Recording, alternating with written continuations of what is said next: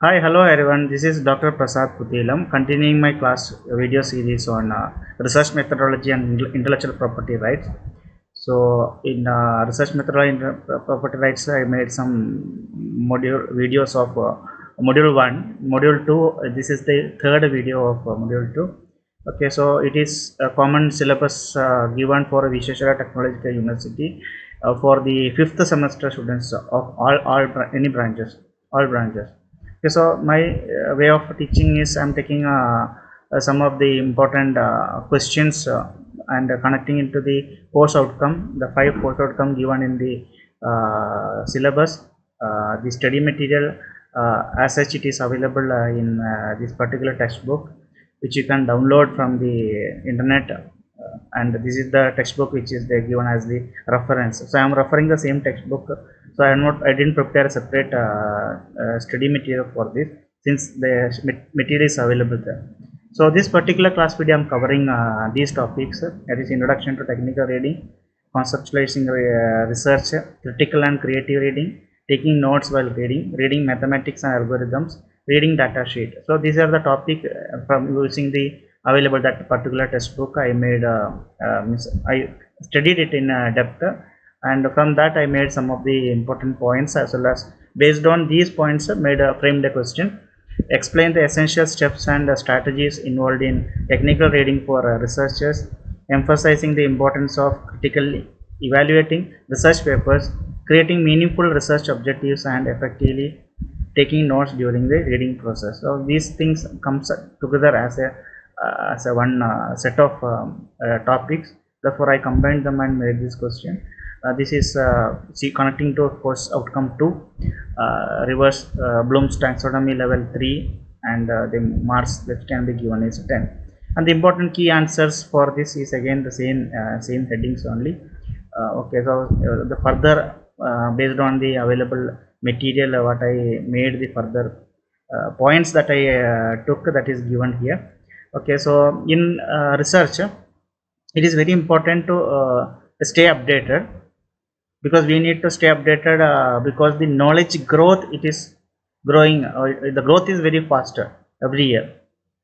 Because if you take an example of a project, I always take the AI project because that is the recent one, artificial intelligence project on language translation. The researcher, he has to collect and consider the latest research papers. He has to attend the recent conferences in AI, because the field is very fast and new tools are getting developed. So one should know always which is the best tool, what is the newest tool, and how to able to compare it also. So the strategy which can be adopted, it can be to subscribe the journals which publish the latest innovation in the field that you are in which you are doing research, or use automated alerts with the academic databases, so that you will get the timely notification, or engage in research forums, discussion in research forums, share and discuss the recent publications very efficiently. So that will make you to stay updated. Now need to consider the quality over the quantity, because uh, uh, that also carries even too much quantity is there, then also it's okay, I feel so, because so many number of papers published in different research articles, or a few research papers are published in repeated articles. I feel both are same, because he is doing a work and he is getting published. He is not waiting for he believed his work and he is published, but it is not get reviewed properly. Okay, therefore if you consider a biologist studying say the cell growth, or the specific enzyme on a cell growth, instead of searching the internet for random articles, he has to be very peculiar about the cell biology. So he has to search well established journals in cell biology, which ensures that the information it is he can depend on that, and it has undergone a rigorous peer review.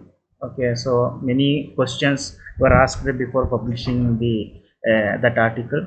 So a researcher need to seek guidance from the mentor or the guide, or the experts in the field of research who are doing this research for so many time to recommend a good journal or a book.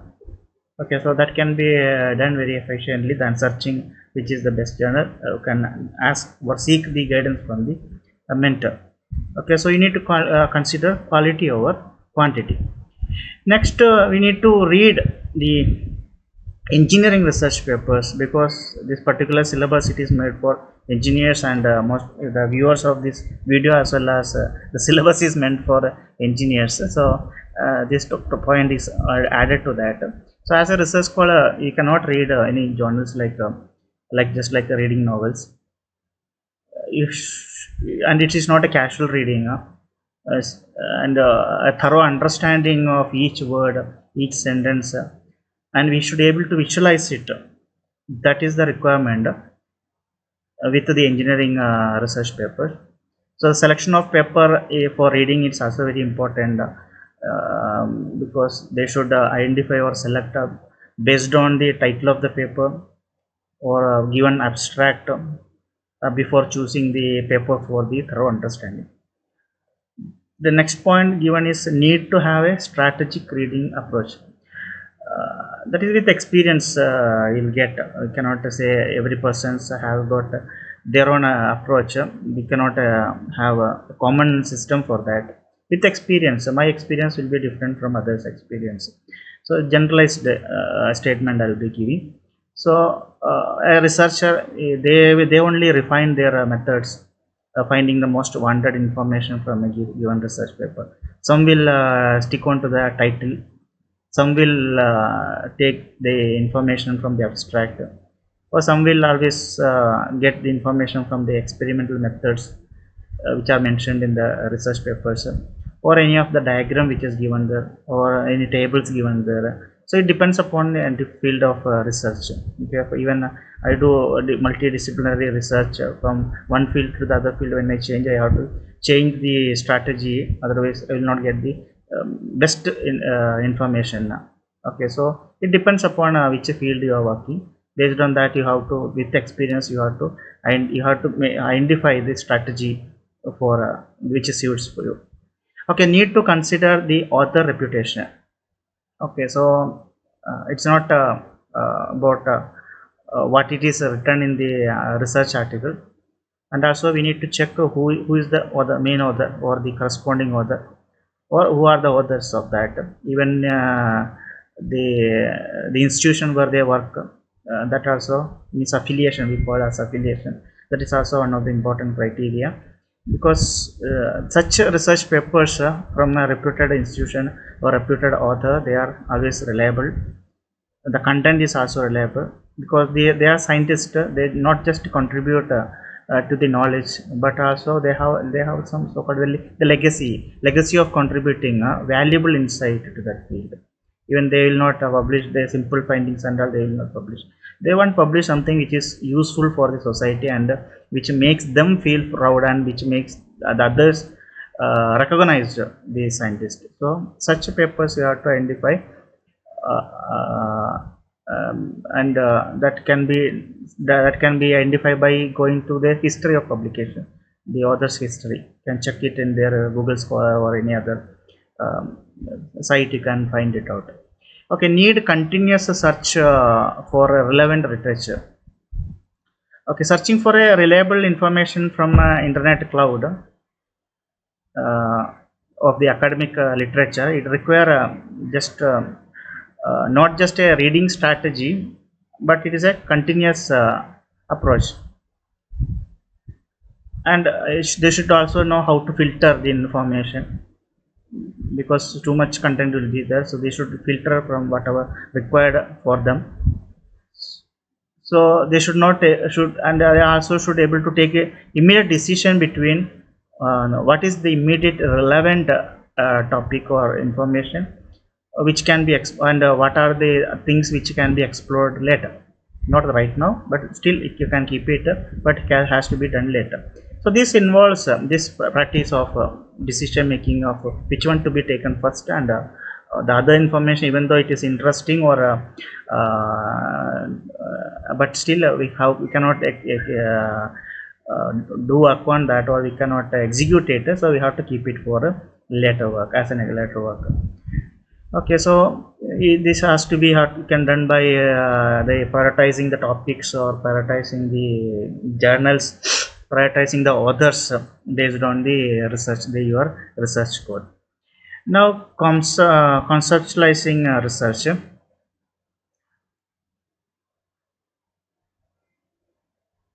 Need to continue search for relevant literature. Now conceptualizing research. Okay, my slide was not changing. Okay, now it's working.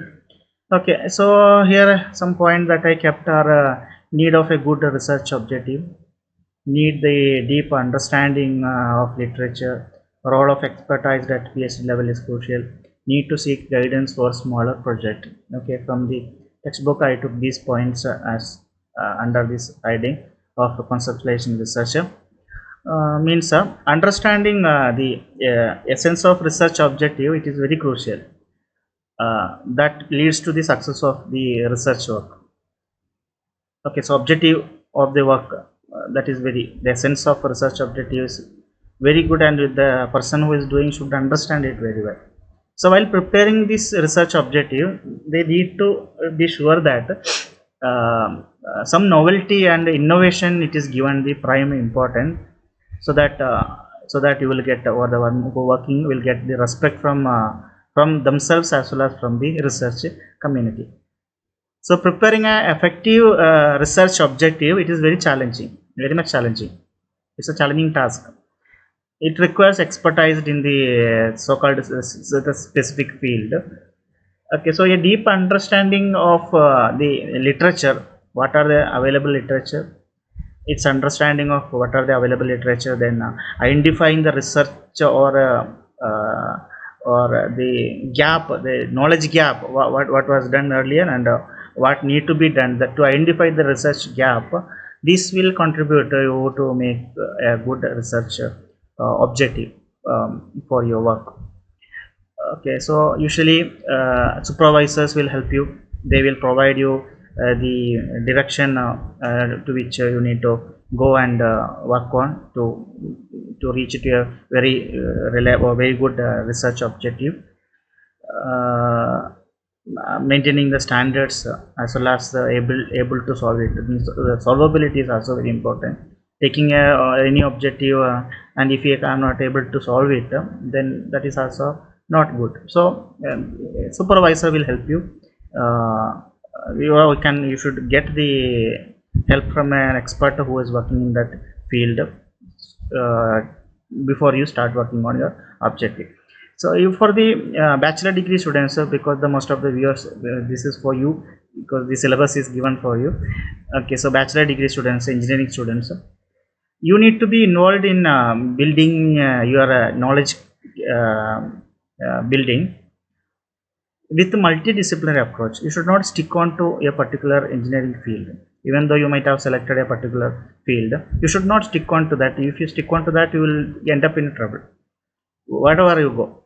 Okay, don't feel that with that only you will get a job, or you will get a job, but the others who are have the multidisciplinary knowledge or multidisciplinary approach, they will overtake you, that's all.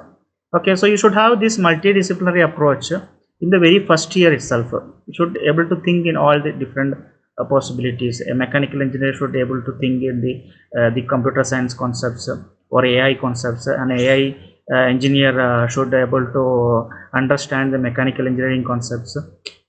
Even they should understand the electronics also. So everything needed, then only you can succeed. Otherwise also you will succeed. Not say that you will not succeed. You will succeed, but others will overtake you in a very near future. Then you will end up in a very bad situation where you will not get an increment, salary increment. Okay, I'm not bothering you with salary increment and all. Okay, we are on to the innovation or the research methodology. The first year students, what I was telling about the guidance when I said. So very first year itself, you should get involved in some discussion or some activities based on a multidisciplinary approach type innovation thing. and you should approach it, because you know that when you reach to your final year you have a major project to do, and the proposal, the title or the objective proposal, that should be submitted well in advance, the very beginning of the final year, so that you will get time to keep identifying the requirement to execute that particular project. So that's what I wanted to say among conceptualizing the research. Now next topic, that is critical and creative reading. Okay, to make, or how you understand the literature, how you read the literature survey, that means the journals or articles or books, how you need to do read, that mainly two types are the critical reading as well as creative reading, and whatever may be the future, that also future direction also mentioned here. The critical reading, it serves as the it is actually an investigative tool, similar to the any tool or anything which is used by a detective. Okay, so a researcher, a person, he need to analyze the words and sentences to understand the whatever the message the author want to give, the scientist want to give. You should analyze it. You should ask questions. Why this happened? What is this? And what knowledge the author intended to impart? Such questions should come in your mind. Then such reading is called critical reading. Whereas on the other hand, the creative reading, it is, you have to take yourself into an imaginary field. You should be able to visualize the whatever mentioned in the journal or the book about the character, or any settings or any events repeated. Even sometimes you have to do such a way that you should be able to identify those things which the author trying to hide. Okay, some scientists, they will publish it, giving a hint there. It is up to the authors or up to the audience to identify it and get it. So you should be able to do that also. So we call it as a creative reading. Future directions of reading and the literature review, I say, you should be able to understand whatever maybe, whether it is critical reading or creative reading. You should find better ways. Okay, these are the 2 points which is mentioned in the syllabus: creative reading, critical reading. You should find a better way to understand the literature and learn more from that. That is the future research direction in this, what I wanted to tell here. You should be able to explore and make reading even more exciting and feel like real life adventures. Feel like real life adventures in, and discovering new interesting things you should be able to discover. Now, taking notes while reading. Importance of note taking, inclusive notes, summarizing contributions, and comparative assessment. If we take one by one, importance of note taking. Note taking means just we write down some small points from that. That is called note taking. It is a personal guidebook that we create, which that will help us to remember the important details of the literature which we once gone through. It can be used just like a treasure map, not only for us, but also for those who continue our research work. Means our students, they will refer our study material which we prepare, the personalized note taking. They'll continue their research work. And the note taking, it should be inclusive, means we should include everything, should not leave anything. You should any part of the literature we should not leave. So now you may ask, then if you include everything, then better you keep the literature survey, xerox it and keep it. It's not like that. We should what I mean to say that we should understand all the content of the literature, and we should note it down in the way that we understood it, how we understood that topic. In that way we should be able to understand. So then only when somebody asks about that particular topic from us, if they ask our guidance, we should be able to guide them in this particular way, I understood in this way, I did in this way, I got some result, you continue, or let him change the way of thinking in that. Okay, so that is called as inclusive notes. Summarizing is very important. Summarizing the literature, every journal what we studied, we should summarize it. The conclusion which is given in that one, similar way we also should able to conclude a research paper. It is very much helpful in the midway of our research project, whatever project we do, or at the end when we try to submit the thesis, or we need to prepare the report. That time this summaries will help us a lot. Okay, comparative assessment, yeah, also we should able to compare one literature, when one journal if you read, and we took their note on that, when we read the next one, somewhere we should able to compare it, and we should tell that particular journal, it gave some information on something else, and that information it can be connected to this, like that comparison also needed to be done in the particular work. Okay, now reading mathematics and algorithms. Reading mathematics and algorithm means people who are doing research, they always have to use some mathematical equation or some mathematical logics or algorithms they should need. So you should read some mathematical content even if you are not so familiar with mathematics work. Okay, so mathematical, because when I started research, I never thought that I have to use some mathematical formula or some concept of maths I needed. But before reaching the midway only, I understood that it is very much needed. Otherwise, I cannot conclude my work, or I cannot move ahead.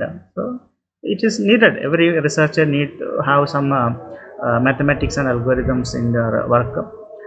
It will help one or the other way you have to use it. So the mathematical content serves as the foundation and building the analytical tool. To make an analytical tool, we need that particular maths information, because they have to involve in some analysis, and to analyze their work as well as finding some mathematics required.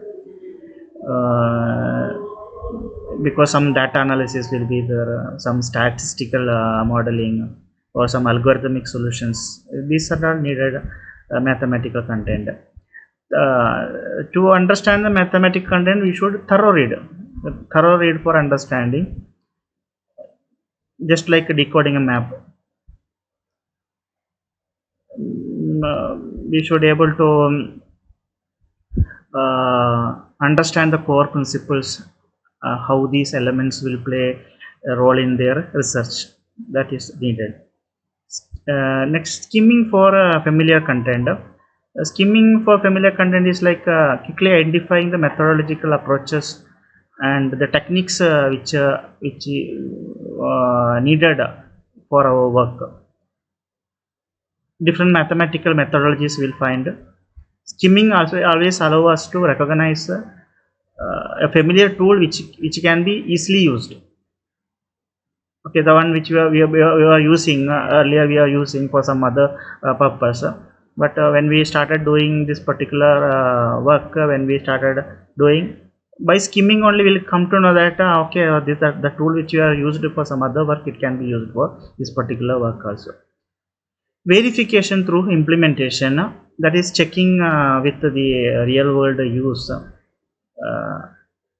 of the work that we are doing, is very much important in research, whether it is a model or an algorithm, or using maths in different ways. Checking or verification through thorough implementation, it makes sure that what learned in the theory actually works in the real situation.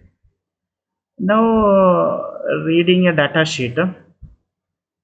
Reading a data sheet is very crucial. Data sheet mainly it connects to the mainly about the electronic components. Okay, because we'll be using some of the electronic component, some devices. Okay, so we should able to read the data with electronic component or the ICs, integrated circuit, or other devices. A data sheet, it provide a comprehensive information about the specifications of the instrument, or the features of the instrument, or how to use the guidelines, user guidelines. These are there in the data sheet. Understanding the electronic components, uh, in that also data sheet play a very important role. That manual only I'm telling, it's about understanding the electronic component using just like a instruction manual. So data sheet always help to understand or to operate a complex electronic instrument as per our research requirement. Now data sheet, it serves, it is a guide for using that particular electronic component as an analytical tool for our work. uh, it includes visual representation the pin configuration in electronics, or the the graph which illustrate the characteristics of the instrument, or even the truth tables, the timing diagrams, so on. So many examples are available. So crucial for circuit design. So researchers working in the field, they use the data sheet to extract valuable data and influence this selection, integration, configuration of electronic parts with the circuit. Okay, that's what about this particular topic. Module 2, Part 3, Research Methodology and Intellectual Property Rights. Thank you very much for being with me. Please do subscribe and support my work, my YouTube channel, My Intuition. Thank you. This is my YouTube channel, My Intuition 4865. Once again, thank you very much. Have a nice day.